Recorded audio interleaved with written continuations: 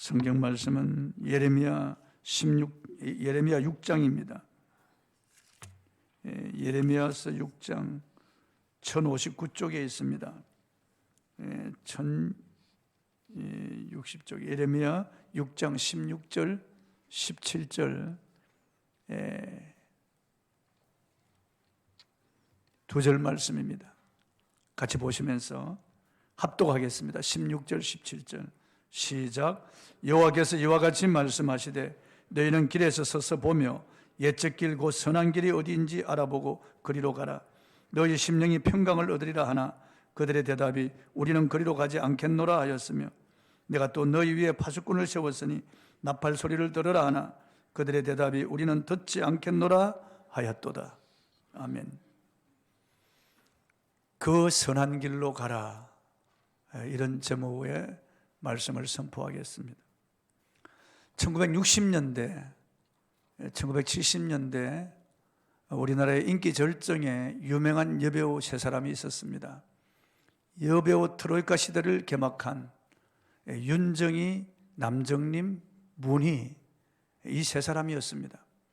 세월이 흘러서 남정림 씨는 젊은 나이에 암으로 투병하다가 요절하셨고, 문희는 언론 재벌과 결혼해서 살다가 최근에 보니까 너무 나이가 많아서 옛날에 그 모습을 찾을 길이 없었습니다. 윤정희 씨는 올해 77세인데 프랑스의 근교에 있는 외딴 집에서 지금 알츠하이머 병으로 남편과 딸도 알아보지 못하고 자기 자신도 누구인지 알아보지 못한 채 쓸쓸히 살아가고 있습니다. 그 남동생들이 청와대 그 청원을 넣어서 윤정희 씨가 너무 비참해져 있으니까 그를 한국으로 데려왔으면 좋겠다 그랬는데 또 그 남편인 백근호 씨는 아니라고 지금 진실 공방을 하고 있습니다. 어떻든 알츠하이머 병을 앓는 것은 사실이고 자신을 잃어버린 것도 사실이며 나이보다는 20년 더 늙게 보이는 것도 사실이에요. 참 화무는 11홍이요 달도 참행 기운다는 노래도 있는데 우리 인생이, 이 짧은 인생이 너무나 허망하고 허무한 것을 볼 수가 있습니다.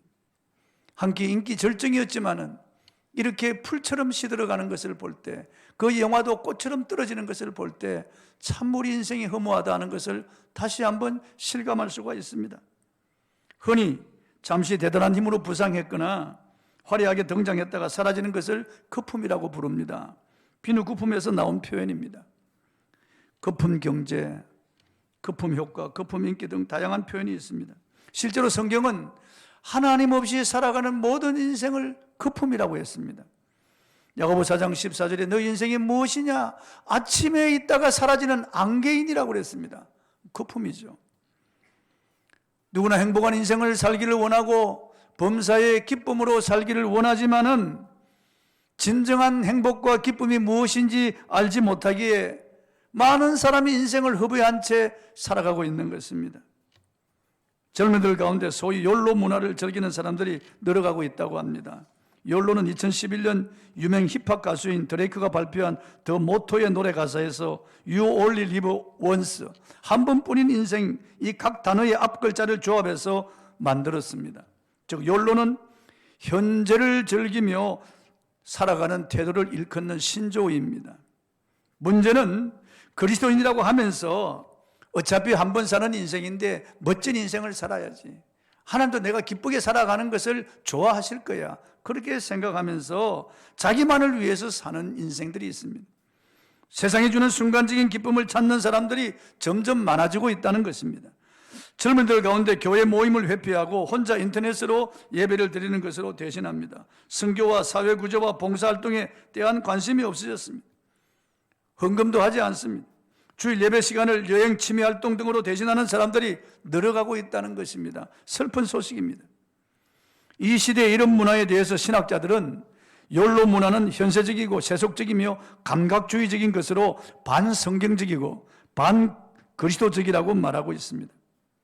성경은 우리 그리스도인의 시민권은 하늘에 있고 우리는 저 영원한 하나님의 나라를 향하여 나아가는 순례자라고 말하면서 우리는 거기로부터 우리를 데려오시는 예수 그리스도를 기다리는 자라고 정의하고 있습니다. 바울 사도는 그 시대에 믿음을 가졌다고 하는 자들이 세상 풍조에 빠져 살아가는 것을 보고 눈물을 흘리며 권면하고 있습니다. 빌보 3장 19절에 보면 이렇게 말씀하고 있습니다. 그들의 마침은 멸망이요 그들의 신은 배요 그 영광은 그들의 부끄러움에 있고 땅의 일을 생각하는 자라고 했습니다. 이건 믿는다고 하는 사람들을 보면서 눈물을 흘리며 바울이 권면하는 그런 말씀이에요. 성경은 단호하게 우리의 나아갈 길은 이 길이라고 제시하고 있습니다. 20절을 읽어보겠습니다. 그러나 우리의 시민권은 하늘에 있는지라 거기로부터 구원하는 자 곧 주 예수 그리스도를 기다리노니. 우리는 구원받아 우린 천국 백성 하늘 시민권을 가지고 있습니다.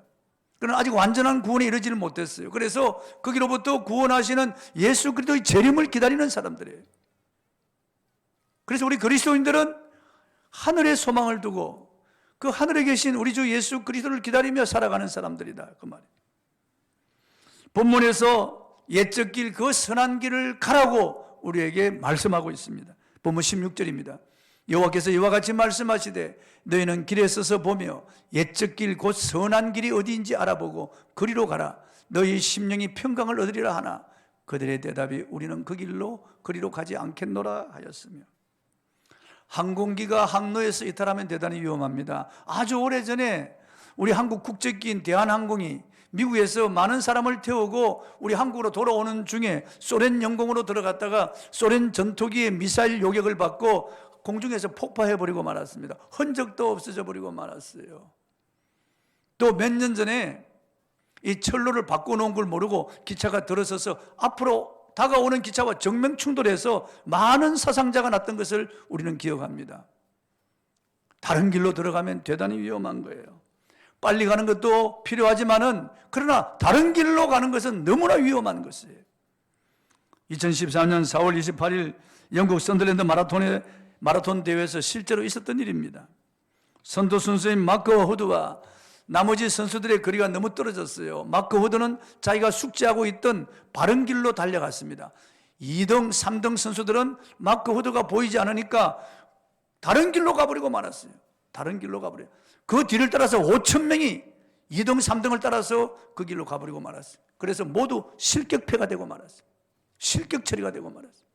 마크 호드만 혼자서 바른 길을 달려서 결승전에 들어와서 금메달을 목에 걸었던 것입니다.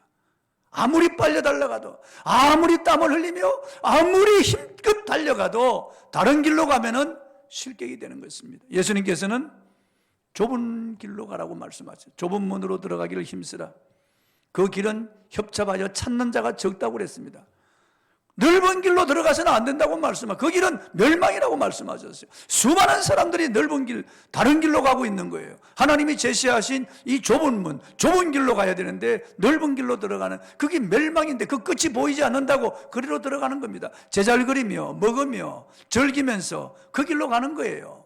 그러나 그 길은 육체의 길이요, 세속의 길이요, 죄악의 길이요, 하나님이 없는 길이요, 그 길의 끝은 영원한 지옥으로 떨어지는 길입니다. 그러나 좁은 문, 좁은 길 찾는 자가 적고 협착하지만은 이 길의 끝은 영생으로 이어지는 길입니다. 하나님이 제시하신 길입니다. 사람들이 보기에는 뭐 이렇게 살아가도 괜찮지, 뭐 그냥 인생길은 다 같은 거지. 그러나 그렇지 않습니다. 잠언 14장 12절입니다. 읽어보겠습니다. 어떤 길은 사람이 보기에는 바르나 필경은 사망의 길이니라. 멸망의 길이에요. 뭐 종교는 다 똑같지 않느냐? 어느 종교든지 인신안명하고 평안을 주고 복을 주는 것은 똑같지. 가는 길은 다르지만 정상에서 다 만날 거야.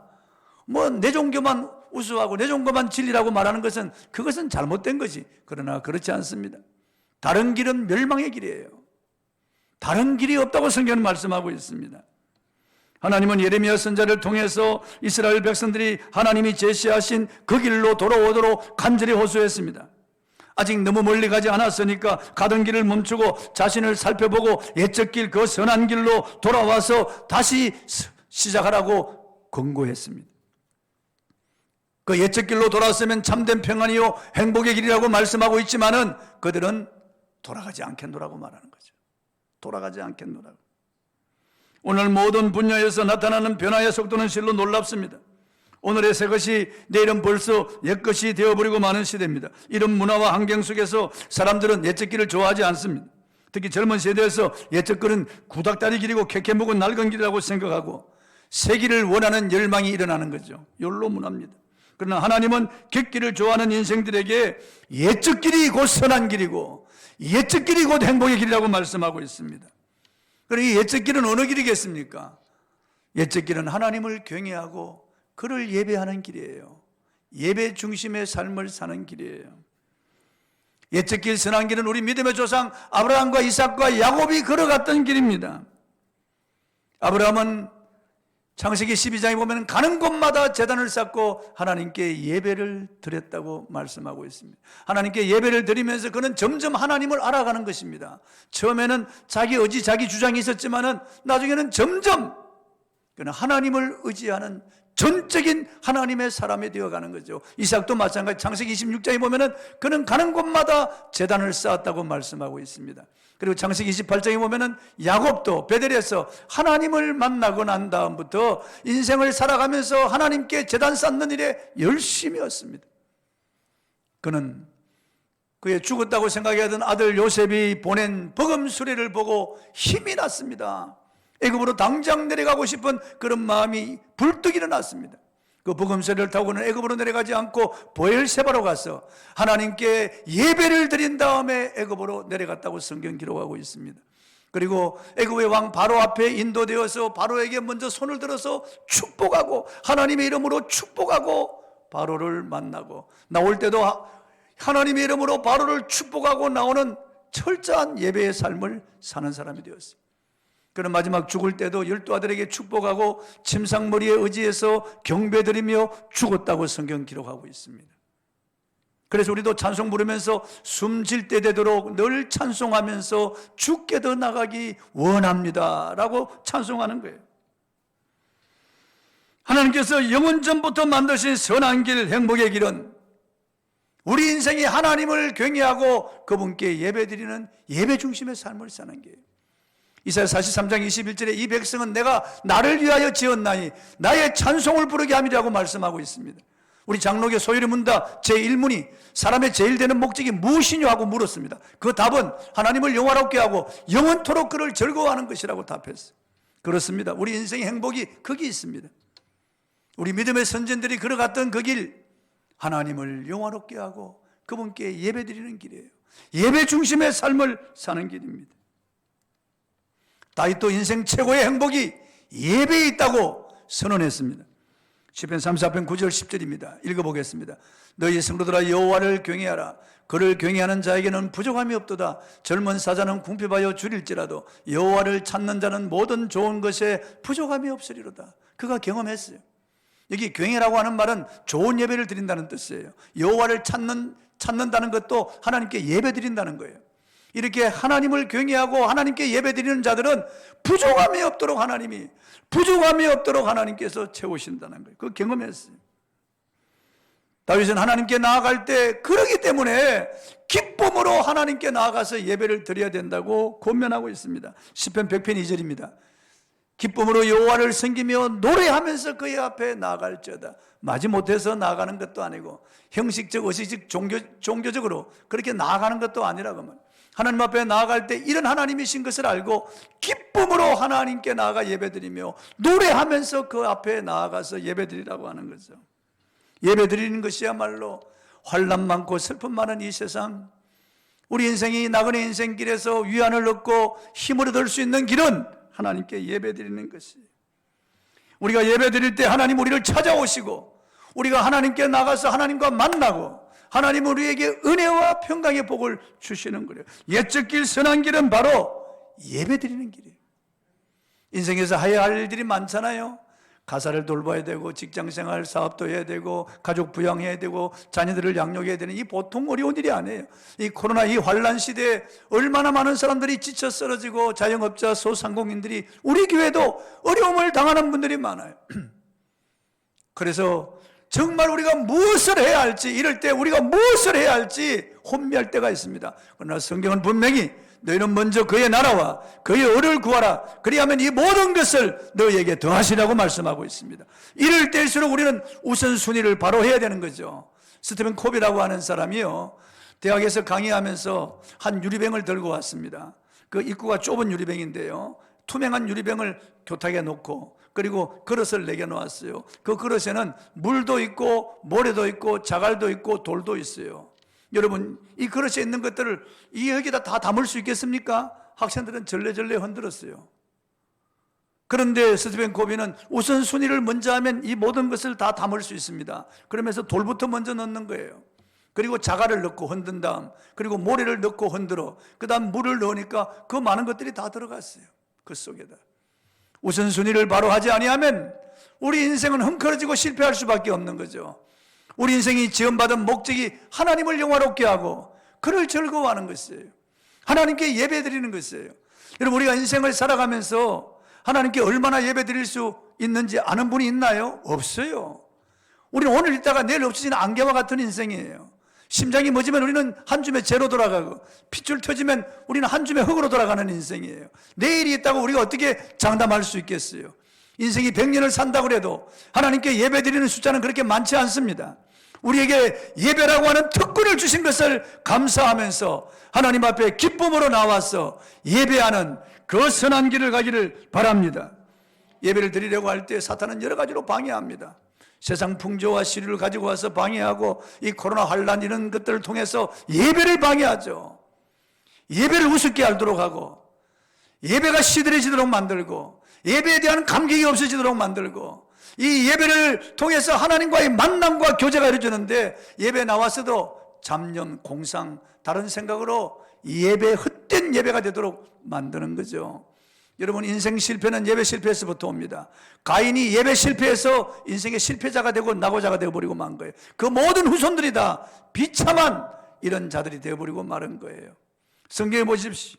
아론의 두 아들 나독과 아비후도 하나님이 지정하신 불대, 자기 생각으로 다른 불을 가지고 예배드리다가 죽임을 당하고 말았습니다.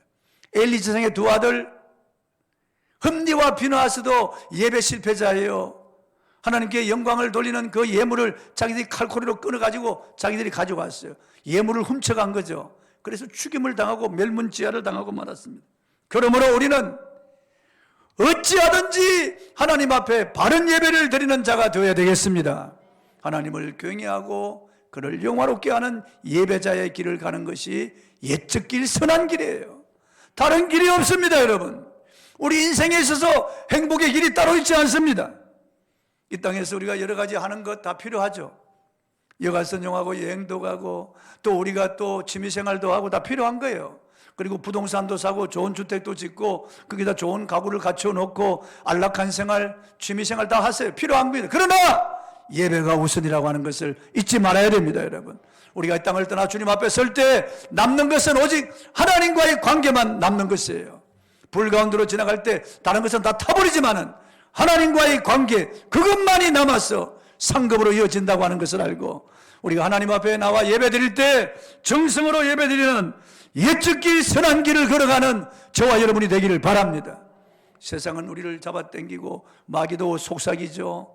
육체의 욕심을 따라 살고 재미, 자랑을 따라 살라고 세상 사람들이 살아가는 그것을 바라보면서 갯눈질하면서 그 길로 들어가는 사람들이 많습니다. 그러나 나와 내 자손들은 하나님이 제시하신 옛적 길, 우리 믿음의 선진들이 걸어간 옛적 길을 걸어가야 되겠습니다.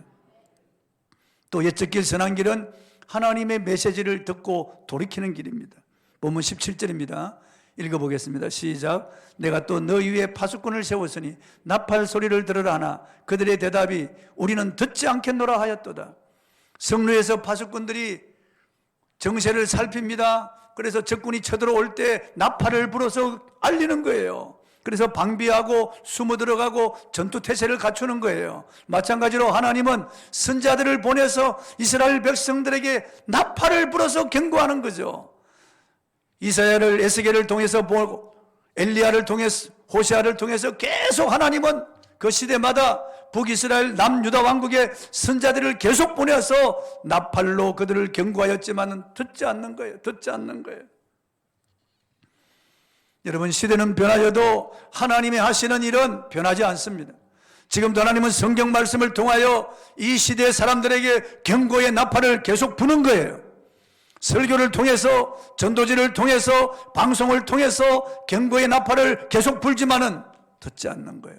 사람들이 이제 귀가 먹거나 귀가 둔하 해서 듣지 않는 거예요. 우린 듣지 않겠노라 그러는 거예요. 지금도 성경 말씀을 통하여 하나님은 그분의 말씀을 주시고, 성경 말씀을 통하여 구원하시고, 성경 말씀을 통하여 위로하시고, 성경 말씀을 통하여 그분의 능력을 나타내시며, 성경 말씀을 통하여 그분이 하시고자 하시는 일을 드러내시는데, 지금도 성경 말씀을 읽으려고 하지 않고 들으려고 하지 않는 거예요. 옛적 선자들을 통해서 하나님이 주신 이 말씀, 하나님이 우리에게 주시는 이 말씀을 들으려고 하지 않는 거예요. 그 말씀을 듣고 돌이켜야 되는데 그 말씀을 듣지 않으려고 하는 거예요. 악이 범람하고 타락한 시대에 노아는 하나님의 말씀을 들음으로 그와 그 가족이 구원을 받았습니다. 그리고 제2의 믿음의 조상이 된 거죠. 아브라함도 말씀을 따라가서 복을 받았습니다.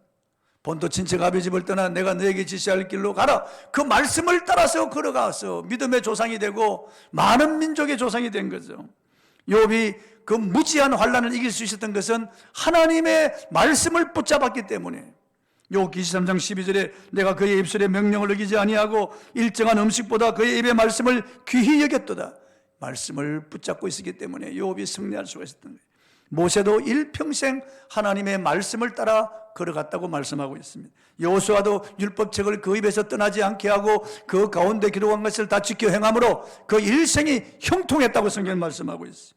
다윗도 항상 하나님의 말씀을 곁에 두고 그 말씀을 읽고 묵상함으로써 그의 삶이 시냇가에 심은 나무가 철을 따라 열매를 맺으며 그 모든 하는 일이 형통한 것처럼 다윗이 형통한 자가 되었다고 합니다. 시편 119편 97절에 다윗은 내가 주의 법을 어찌 그리 사랑하는지요 라고 했습니다. 우리들이 천국 가면은 헤아릴 수 없는 많은 사람을 만날 것이에요. 요한계시록 7장 9절 19장 1절에 보면은 아무도 능히 셀 수 없는 큰 무리의 사람들이 천국에 모여 있다고 했습니다. 아프리카에서 오신 분, 남미에서 오신 분, 그리고 저 러시아에서 온 사람들, 그리고 또 동남아시아에서 온 사람들, 흑인, 백인, 황인, 수많은 무리들이 천국에 모여서 서로 사랑의 교제를 나눌 거예요. 그들이 어떻게 살아왔는지 다 알 수 없지만은 분명한 것은 그들은 하나님의 말씀을 사랑하고 그 말씀을 지켜 행하며 그 말씀의 길을 따라 걸어왔다는 거예요. 그 말씀을 읽고 듣고 그 말씀을 사랑하고 그 말씀대로 살아왔다는 거예요. 세상 풍조는 나날이 갈립니다. 세상 소식을, 세상 뉴스, 이런 세상 풍조에 따라 살지 않고 하나님의 말씀, 그 말씀을 따라 살아온 것이 그들의 공통점일 것입니다. 우리들이 신앙의 길을 걸어가다 보면 때로는 영적인 침체기를 만날 때가 있고 때로는 영적 매너리즘에 빠질 수도 있습니다. 직장을 잃어버리고 시리에 잠길 때도 있고 배우자와의 갈등으로 마음이 상할 때도 있고 자녀들이 마음을 아프게 하여 죽고 싶을 때도 있습니다. 사업의 부진으로 모든 의욕을 잃어버릴 때도 있고 병원에서 건강검진을 통해 건강에 빨간 불이 들어왔다는 말을 듣고 눈앞이 캄캄해질 때도 있습니다. 이럴 때 우리는 영적 무력감에 빠질 수 있고 회의에 잠길 수도 있습니다. 이럴 때 우리가 어떻게 일어날 수 있으며 어떻게 눈앞이 캄캄할 때 우리는 다시 시작할 수가 있겠습니까? 이런 일을 당할 때 우리는 어찌하면 좋겠습니까? 요즘 종편 텔레비전 프로 가운데 우리 이혼했어요 라고 하는 프로가 있답니다. 과거 이혼했던 부부가 방송국의 중재로 다시 만나 공개적으로 교제하는 장면이 나옵니다. 그런데 그들이 과거에 연애할 때 찾았던 바로 그 장소에 가서 그 시절을 떠올리며 대화를 풀어나가는 것을 보여준다고 합니다. 우리들도 절망이 파도처럼 밀려오고 신앙의 회의가 될 때 꼭 기억해야 할 장소들이 있습니다. 인생의 가장 밑바닥을 경험했던 신앙 선배들이 말씀을 받았던 그 장소로 가야 합니다. 성경의 영적인 늪에서 빠져나온 많은 믿음의 선진들이 있습니다. 생명의 위협을 받고 도망가다가 하나님을 만났던 야곱의 베델, 물러설 수 없는 절대 절망의 야복강 나루트, 억울한 누명을 쓰고 갇혔던 요셉의 감옥, 심장이 조여오는 가운데 목숨을 부지하고자 숨어들었던 다윗의 아둘람 굴, 모든 것을 포기하고 생명을 거두어달라고 했던 엘리야의 로뎀나무, 그 현장에서 우리는 그들이 받았던 말씀을 다시 한번 우리도 받아야 됩니다. 다시 한번 하나님께서 주시는 말씀, 동일한 힘으로 우리에게 역사하시는 아직 살아있는 하나님의 그 말씀을 우리도 받아야 합니다. 저는 캄캄한 그런 어려움을 당할 때가 있었습니다. 정말 눈물밖에 나지 않는 그런 절망적인 그런 상황, 너무 기가 막힌 그런 어려움을 당할 때가 있었습니다. 저는 이불을 뒤집어 쓰고 시편 40편 1절에서 3절 말씀을 제가 붙잡았습니다. 그리고 하나님 앞에 그 말씀 붙잡고 기도하기 시작했습니다. 내가 여호와를 기다리고 기다렸더니 그가 귀를 기울이사 나의 부르짖음을 들으셨도다. 그가 나를 기가 막힌 웅덩이와 수렁에서 건져 올리시고 내 발을 반석 위에 두사 내 걸음을 견고케 하셨도다. 새노래 곧 우리 하나님께 올릴 찬송을 내 입에 두셨으니 많은 사람이 이를 보고 두려워하여 여호와를 의지하리로다. 이 말씀 붙잡고 다윗이 기가 막힐 웅덩이와 수렁에 빠졌을 때 하나님의 말씀 받고 빠져나왔던 것처럼 나도 다윗이 받은 그 말씀을 붙잡고 하나님 앞에 기도했더니 이불을 뒤집어 쓰고 눈물을 흘리며 기도하고 난 다음 즉각적으로 하나님의 응답이 왔습니다. 저는 그 어려움에서 빠져나왔던 그런 경험이 있습니다. 여러분, 우리 인생은 길 가는 나그네예요. 어느 길로 들어서느냐가 중요한 것이고 또 우리가 가는 길이 바른 길이냐 그릇된 길이냐 이게 정말 중요한 그런 말씀이에요. 이사야 56장은 우리는 각기 제 길로 갔다고 말씀하고 있어요. 한번 읽어보겠습니다. 이사야 53장 6절 우리는 다 양 같아서 그릇 행하여 각기 제 길로 갔거늘 여호와께서는 우리 모두의 죄악을 그에게 담당시키셨도다. 각기 제 길로 갔다는 것은 이건 죄악의 길이에요. 이건 육체의 길이에요. 이건 세상 길이에요. 이건 마귀가 파놓은 길이에요. 이 길은 불행한 길이에요. 이건 멸망의 길이에요. 각기 그릇 행하여 각기 제 길로 갔다는 거죠. 내가 주인이에요. 내가 왕이었어요. 내 인생은 내 것이라고 생각하는 거죠. 욜로 문화가 바로 제 길로 가는 거예요. 우리는 다 양 같아서 그릇 행하여 각기 제 길로 갔습니다. 그런데 여호와께서는 우리 모두의 죄악을 그에게 담당시키셨다. 예수님이 십자가에서 살찢고 보배 피를 쏟았어. 그 죄 없는 순수한 그 피를 십자가 제단에 다 쏟았어. 우리의 억만 죄악을 다 속죄하셨어요. 우리의 모든 죄를 용서해 주셨어요. 다 이루었다는 그 순간 저와 여러분의 그 모든 죄 용서받고 우리 죄인들이 하나님께로 나아가는 길이 열린 거예요. 성소의 휘장이 찢어져서 죄인들이 지음하신 하나님께로 나갈 수 있는 길이 열린 거죠. 예수님 자기 육체를 찢었어. 우리로 하여금 아버지께로 갈 수 있도록 만드신 거예요. 사흘 만에 예수님 부활하셨습니다. 그리고 우리에게 의를 주셨어요. 그리고 40일 동안 이 지상에 계시면서 하나님 나라 일을 말씀하시고 하늘에 올라가셔서 지금 하나님 보좌 우편에 계신 거예요. 여러분, 예수님이 내가 곧 길이요 진리요 생명이니 나로 말미암지 않고는 아버지께로 올 자가 없느니라고 하셨어요. 예수님이 바로 옛적 그 길이요 선한 길이에요. 그분만이 우리의 길이에요. 여러분, 다른 길은 없어요. 그분만이 우리에게 생명 주는 길이에요. 그분만이 천국으로 인도하는 길입니다. 그분만이 아버지께로 우리를 인도하는 유일한 길이에요. 그분만이 희망의 길입니다. 그분이 나의 전부예요. 그분이 이 땅에 오셔서 33년을 사시면서 오직 아버지를 영화롭게 하였어요. 그분의 말씀을 들어보세요. 내가 아버지를 영화롭게 하여 내가 아버지께 영광을 돌렸다. 계속 아버지를 영화롭게 하는 것이 예수님이 이 땅에 오신 목적이 아버지를 영화롭게 하는 거예요. 그리고 그 아버지의 말씀을 이루는 길이에요. 예수님은 내가 이렇게 하지 아니하면 이렇게 되리라고 기록된 성경 말씀이 어떻게 응하겠느냐? 그분은 성경 말씀대로 걸어가셨어요. 십자가 위에서 내가 목마르다. 그것도 구약에 다 적혀 있어요. 다 적혀 있어요. 나의 하나님 어찌하여 나를 버리셨나이까? 시편 22편에 다 기록되어 있어요. 철저하게 하나님의 말씀을 이루는 길을 걸어가셨어요. 예수님이 우리의 롤 모델이에요. 그분은 이 땅에 33년을 사시면서 오직 아버지를 영화롭게 하는, 오직 하나님을 영화롭게 하는 그런 삶을 사셨어요. 그분이 땅에 33년을 사시면서 오직 하나님의 말씀을 이루는 그 길을 걸어가셨어요. 철두철미 하나님의 말씀을 따라 걸어가셨어요. 그분이 말씀이니까요. 그 말씀대로 이루려고 이 땅에 오신 분이에요. 우리는 예수 그리스도를 바라봐야 됩니다. 그분이 가신 그 길을 가야 됩니다. 그게 옛적 길 선한 길이에요. 다른 길은 없어요. 다른 길로 가면 안 돼요. 수많은 사람들이 멸망으로 가고 있잖아요. 우리는 그들을 돌이켜야 돼요. 우리는 소리쳐서 그들을 돌이켜야 됩니다. 예수 그리스도 그분만이 길이라고, 참된 길이라고, 영생의 길이라고, 천국 길이라고 이 사람들에게 소리쳐야 됩니다. 잠시 있다 사라지는 세상 것 때문에 빠져서 살아가는 그들을 우리는 오히려 구원해야 할 저와 여러분이 다른 길로 가서 되겠어요? 여러분, 옛적 길, 선한 길은 하나님을 영화롭게 하고 그분에게 예배드리는 예배 중심의 길이에요. 예배 중심의 길이 옛적 길이에요. 그리고 말씀을 듣고 돌이키는 길이 옛적 길이에요. 승리하시기를 바랍니다. 찬송하겠습니다.